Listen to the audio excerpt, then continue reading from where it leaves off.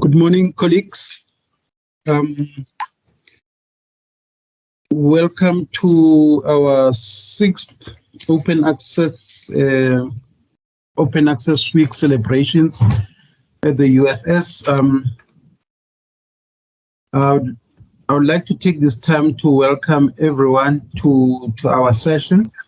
This is a special open access celebration because last year, unfortunately, due to COVID, we had quite a restrictive one where for the first time, we had a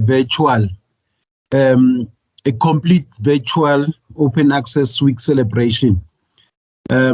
This year, we've got colleagues who are on campus and are meeting at Digital Scholarship Center, and the rest of us will be joining from a virtual environment. May I take this opportunity to greet everyone and I hope you enjoy the section. I know that although the Open Access Week starts today, but we already had one session on copyright on Thursday with Denise Nicholson, and I hope I saw quite a number of academics, and I hope it was a useful exercise. Maybe may I take this opportunity to give to our director, Mr. Jeannet Molopyane, who's going to do an opening from the library side. Ms. Jeannet Molopyane joined the University of the Free State in 2016, and she headed from the Central University of Technology. She has been a deputy director for teaching and learning until last year, December. And she then took over the position of a director, library services, when Ms. Esther left, and she will be doing the opening remarks. Thank you. I hand over to Cornell and the colleagues to put in the video.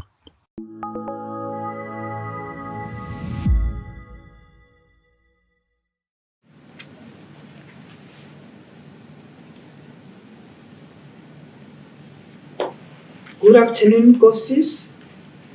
My name is Jeannet Molopyane. I'm the director for the University of the Free State Libraries. Welcome to our Open Access Week. This is a very exciting moment for us as the university as we embrace Open Access Week celebration globally.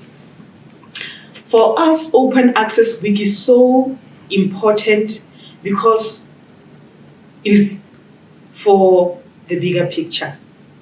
We acknowledge, especially for us who come from the South, within the African continent, open access is not just making research output publicly available for the world to utilize, but it is also a way for us to contribute towards poverty alleviation. Imagine an open access article that can impact a young man or a young woman who is busy with a research project and come up with a beautiful invention because of the information that is openly accessible, especially when we speak of a research information, credible information. Nowadays, we see young entrepreneurs, people who are coming up with new inventions. Open access is playing a role.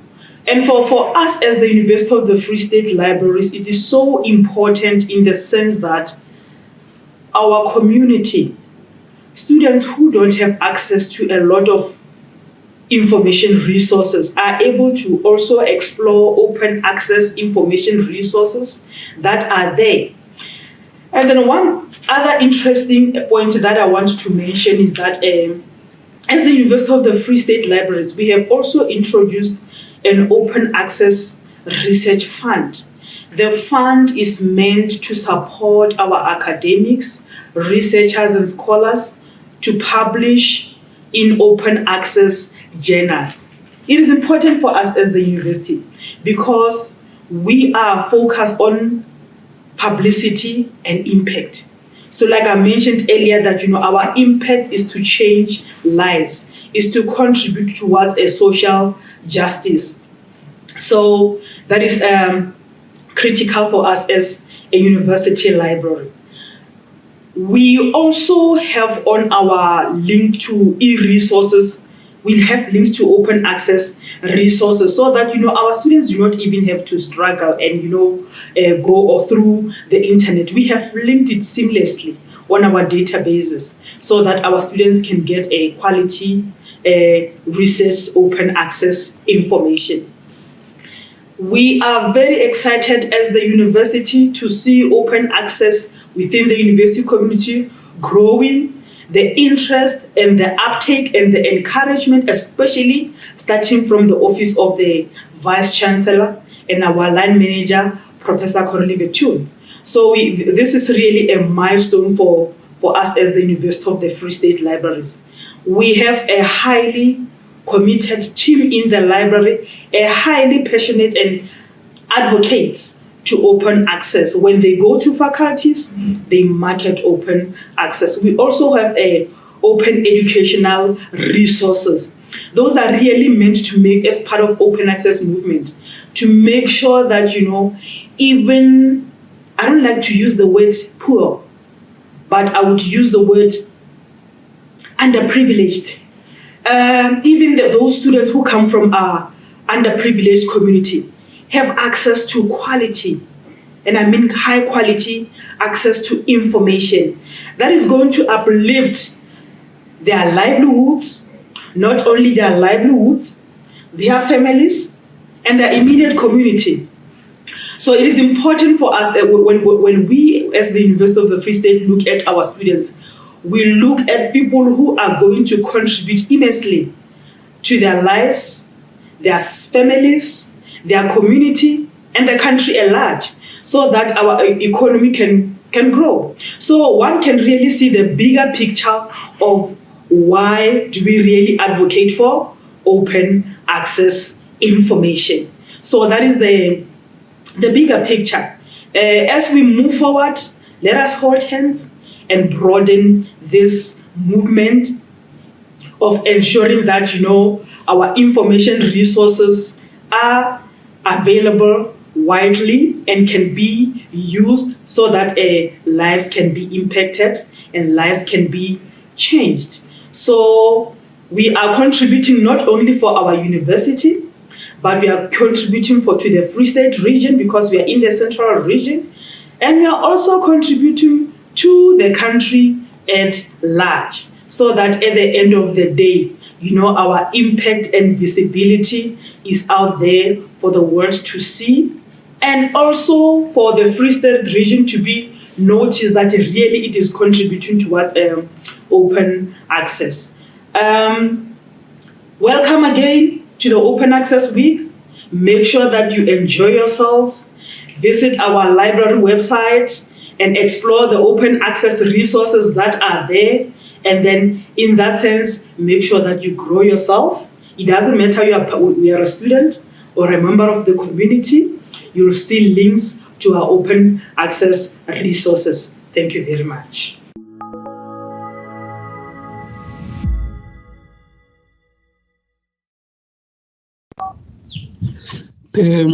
Thank you to Ms. Molopyane for the wonderful words.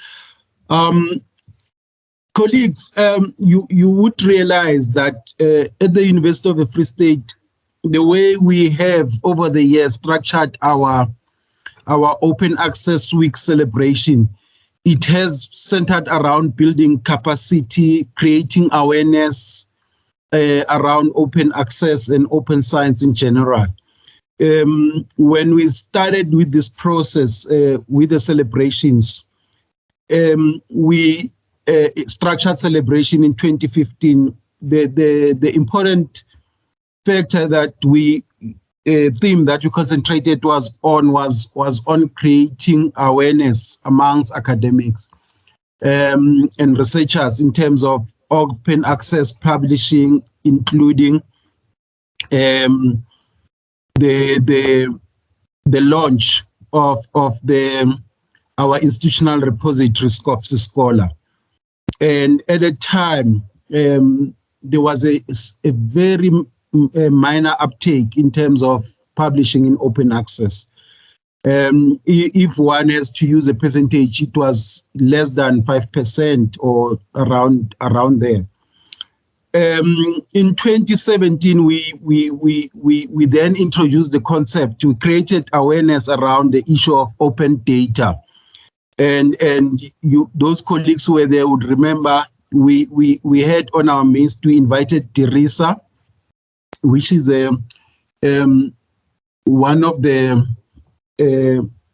organization within Department of Science and Technology. We had CODATA, which is an international association on open data.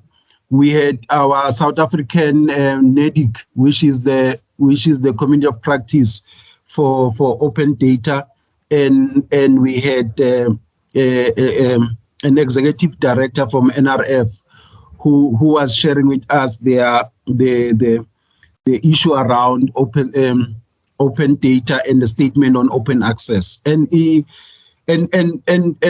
in those sessions that we had, although there were few academics but we were able to get into them to discuss the issue of data and open data, and how the ethics clearance and the impact that the whole issue around open data would it affects the academic. And we have seen a discussion, and I'm glad that come 2020 we're able to launch our repository, and the research data management policy was approved by the university. So in the last 5 years, we have seen 2 policies that were developed by this team, by the library: open access policy and the research data management policy being approved by the university. And in 2019, when we are pushing, we remember that vice chancellors at Higher Education South Africa were also discussing amongst the issue of publishing open access and supporting open access. After the CENLIC conference that we had in Cape Town with a number of DVC research who were present, and we then had that open session where we invited heavyweights into our open access week, which was in the form of a symposium for the first time, where we had Professor Ahmed Bawa from Higher Education, HESA, we had Glenn Taylor from CENLIC, we had Ina Smith from ASAF, and we had a rep from Max Planck Institute in Germany, who were sharing with us in terms of some of the initiatives that are being taken in terms of Open Access 2020. And I must say that at that time, there was a huge push from higher education institutions working with researching institutions, taking on the national platform with the national site licensing. And unfortunately, again, I must say that I was a bit disappointed, because in South Africa, there is this thing that always come up where individual egos come into the fore, where there was probably some pushback from some libraries, higher education libraries, because ASAF was seen as an implementing agency, whilst they were pushing for. But I must say that I'm glad that with HESA coming into the picture, we have seen these tensions being slowly eroded, and people coming together and trying to work as one. And unfortunately, then we had the lockdown, and this year we're back. And again, you would see from our program that we've got 2 kinds of program. One is the one like we have continued over the years to create awareness, to build impact. I was excited on Thursday when we were attending the Dimension demo, where they were showing that, for instance, the top three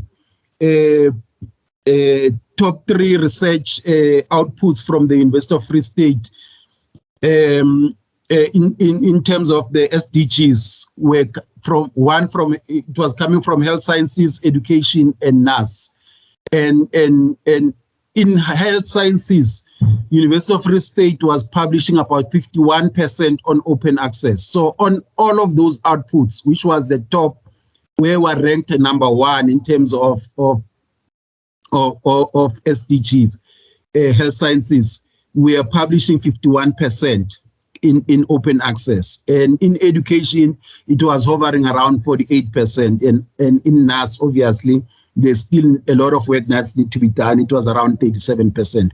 So you can see that compared to 2015, we have seen, obviously, we know that with health sciences, the appointment of Professor Joyce Ukula also had an impact, because she believes in publishing open science, that those he believes that research output that has been developed, published by researchers within the university should be read widely.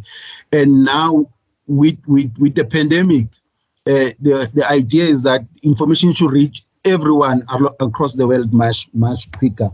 So you can see that we have made a huge improvement, although it's not a glamorous symposium where we have, maybe if I can make an example, whilst we had heavyweights, the attendance in 2019, it was much less compared to when we have it in a workshop kind of. So that's why this year we reverted back to say, let's concentrate on those small chunks where we bring in somebody who's going to speak on copyright, who's going to speak on Creative Commons. Today, later after this opening session, we will be having Dennis, who will be coming in to speak about predatory. We call it predatory publishing, but she's using a concept called what we call publishing in, and is gonna also do a demo on a product that is gonna assist academics how to identify this kind of. So today we're privileged, colleagues, with that background.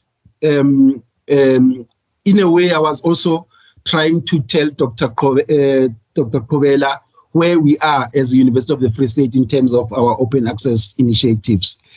Today, we're privileged that we are going to have an address by our new DVC, Dr. Molapo Qhobela, who is going to, and he comes to us with a lot of experience, and having been part of the national initiatives around the issue of national site licensing. So he's going to be sharing with us some of the ideas that he has, how we can take the University of the Free State open access and open science initiatives forward. Dr. Qhobela started a career as a lecturer at Rhodes. He proceeded to UCT. Between 1995 and 2007, he was a chief director at Department of Higher Education. And I remember seeing him during that time, because at the time I was a union leader, a president of UDUSA, and when we were discussing size and shape, I remember him quite well when the minister was still Professor Kade Asmal,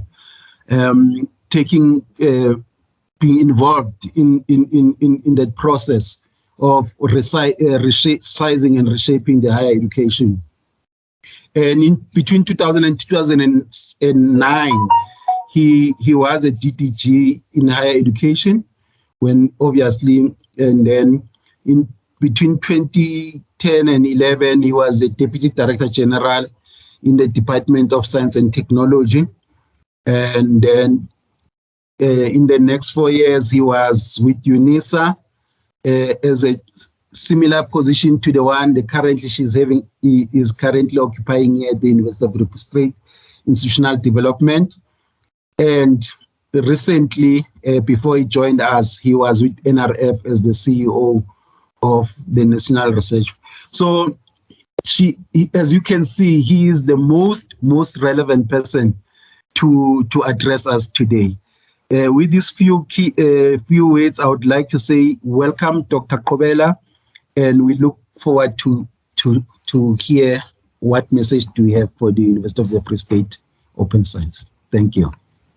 Sir Charles, colleagues, good morning. I'm actually quite petrified after that introduction. I didn't realize, Charlie, that you and I, how do I put it nicely, have this long, illustrious history. But it's good to be with us at our university, and in particular to discuss something that I'm quite passionate about, and I'm hopeful that we can work together to realize really the power and the benefits of open science. Having talked to Charlie and Cornell, we agreed that this is going to be short. So because it's short, I shared with Cornell a couple of slides that I made and presented at a UNESCO meeting around how we could, as a continent, respond to the global movement of open science. And we'll have a conversation with Cornell in terms of how some of those ideas could potentially be shared. And so with those opening remarks, colleagues, I want to just make a couple of comments about why I believe open science is important for us as a country and as a continent, and in particular, what it would mean for us as a university. And then by conclusion, it's to reflect on how do we suggest the idea of open science could become part and parcel of our priority as a university to realize the full benefits of the ideal. And so I start by simply saying that in order for us as a continent to unleash our full potential, to realize our vision and aspirations of Agenda 2063, and for those who don't know Agenda 2063, it's our 50-year vision for our continent, remembering that the Organization of African Unity was created to liberate our continent. And then beyond that, after South Africa got its freedom, the OAU became the African Union, which then looks at a different horizon for the development of our continent. And so if we do want to realize the vision and aspiration of Agenda 2063, it is necessary for us to embrace the modern storm of digital communication. It is a tsunami. It is a digital storm that is hitting the entire world. And so it's communication and data sharing, because these have profound implications for society. Every day, many of us use social media, which on the back of it, it's using not just data sharing, but digital communication, but massive data at the same time. It has massive implications and profound implications on our economies. It has extremely important and huge implications for the African knowledge and research system, and by implication, the South African knowledge system and our research system, including us as a university here in the University of the Free State. There are, as Charlie has already talked to, there are about 8 major components of open science. whether you're looking at open educational resources, citizenship science, scientific societal networks, open peer review, open source, open notebooks, open data, and obviously open access, which we are celebrating today. But at the heart of it, open science is a vital enabler in maintaining the rigor and reliability of research. And I'll come back to that a little later. Open science supports the creative integration of diverse data resources to address complex modern challenges. The world is getting more and more complex. The more we are able to see and analyze complex data, the more we are able to understand the nature of the world in which we live in. Everything is becoming more and more complex, and the more we are able to use diverse data resources and data sets and integrate them, the more we will be able to have a better appreciation of the world around us, and obviously what to do depending on the issue that we're looking at. It also involves open science, that is, involves various movements aiming to remove the barriers for sharing any kind of output, resources, methods, or tools at any stage of the research process. And clearly you can see that my focus is really around the knowledge enterprise and research in particular. So the question often is asked, why open science? There are some of us who are skeptical because we believe that the global north is asking us to pursue open science as a way of getting access to African knowledge and African data in order for it to be generated into, should I say, economic activity for the global north. But there's a very nice articulation in a graphic form generated by the University of Cape Town, which responds to why open science is important for us. And I'll start with the issue of quality and integrity. And in this instance, open access in particular provides an opportunity for scientific outputs to have greater evaluation and scrutiny by the scientific community. The more people are able to see it, the more likely that we will get more accurate replication and validation of research results. So openness to data contributes to maintaining the self-correction principle that we use in the scientific endeavor. The second component and the benefit could be issues of efficiency. Greater access to scientific inputs and outputs can increase the scientific productivity through reducing duplication, because we often, more than not, go and repeat what other people have done because we don't know what it is that they have done, and we're not necessarily building on what they have previously done. So it allows us for reduction of duplication, allowing more research from the same data sets and multiplying opportunities for both domestic and global participation in the research process. The third component is innovation. Open science can reduce delays in the reuse of scientific research, including articles and data. And therefore, you are able to promote a swifter path from research to innovation to produce new products and services. And that is why I think, particularly as a continent, we need to think creatively about how we then take on this movement, because it isn't just merely the sharing of research data for the sake of research data sharing. Similarly, it has economic benefits. As we all know, science plays a key role in today's knowledge economies. We as a country and as a continent have aspirations to develop our economies on the back of knowledge. And therefore,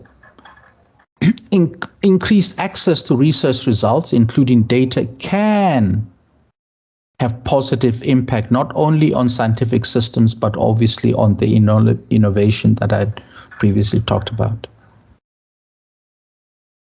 Penultimately, science, often publicly funded science in particular, should be publicly accessible to promote greater awareness among citizens and to build public trust and support. Open science also promotes open citizen science in experiments and data collection. It allows all of us to participate, whether you are an academic in a university, or for that matter, you are an individual who is just merely interested in the work that you are doing, wherever you are. And then lastly, there are global benefits. Open science promotes collaborative efforts and faster knowledge transfer for better understanding of global challenges and particularly wicked problems. Climate change is a good example. And without open science, some of the really wicked problems of the globe we would find very difficult to respond to. Today, colleagues, we are celebrating Open Access Week. And as Charlie has already indicated, there is a global movement on both open science broadly, but in particular, in the first instance, around open access. And I think it's important for us to be mindful that one of the key reasons why we're doing it isn't just merely to save money, even though it's a very powerful motivation for it, and to get people to publish in open access journals. But it's fundamentally about the commitment to the democratization of knowledge through equity of access. It's important for us, particularly in the Global South, to have access to the same knowledge and data sets as anybody in the Global North. And therefore, our research systems, both as a continent, as a science system in South Africa, and obviously at our university, we need to start having to move towards different approaches, different ways of thinking, asking ourselves what are the different ways in which we can respond and take advantage of this global movement. We need to begin, as Charlie has indicated earlier, align our vision and purpose to harness the benefits of the Open Access 2020 movement. Like I said, it's a global movement. We recently had and Charlie can talk to this, a report of a meeting that was held in Europe recently, which indicates the way in which the world is moving, and we ourselves as a university need to begin to say, what are the things that we need to begin to change internally to take full advantage of what is happening across the world. And one of those things that is happening across the world is that there's collective negotiation of transformative agreements with particularly scientific journals, which allows us and which enables us and which we seek to move the system out of a pay-to-read framework to pay-to-publish framework. Once it's published, it is open, it is available for anybody to access. And so the cost element begins to be a lot better managed. And secondly, and probably most importantly, and I think all of us are aware, that on the basis of that, copyright will finally reside in the individual author. It is at the end of the day the work that you and I have generated. That copyright should not reside with the publisher, but it should reside with you, the person who actually generated that particular work. So in conclusion, colleagues, part of why I'm putting it in this way is to say we as a University of the Free State need to think about what is going to be our position in this next period on the important matter of open science, over and above the issue of open access. And how do we begin to make judicious and strategic choices to enable us to take full advantage of this fantastic movement that is happening globally, and that I think which everybody believes is inevitable. So, Charlie, colleagues, thank you very, very much for the opportunity. I look forward to working with you and for you in order for us to be able to realize what I believe are the full and powerful benefits of open science. Thank you very much. Thank you very much, Dr. Dr. Qhobela. It has been a very useful topic that you have handled, and I hope colleagues have benefited much, because sometimes, when it comes from an academic, it's well received so that people understand where it's coming. The issue of social justice. And I'm glad that people can see how these issues are discussed at much higher level than the university.